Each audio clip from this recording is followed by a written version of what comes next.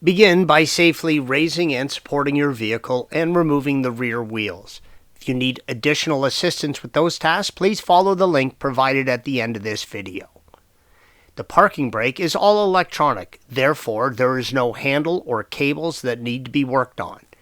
You want to rotate the rotor until you can see the adjustment fixture, red arrow, through a wheel stud hole in the rotor.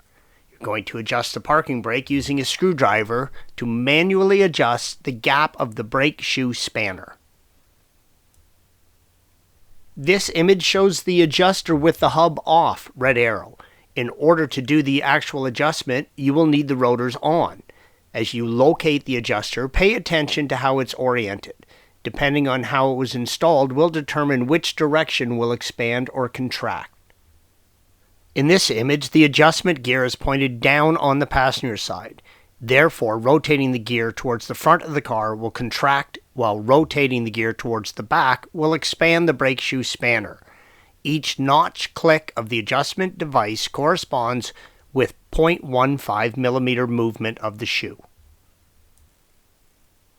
Using a flathead screwdriver inserted through the bore, red arrow, move the adjustment device until the brake shoe spanner engages with the rotor. Next, turn the adjustment fixture back again through 2 notches. Repeat the procedure on both rear rotors until the parking brake is back in spec. The actuator, red arrow, is what will calculate the air gap of the brake shoe spanner when you use the scan tool to perform this task.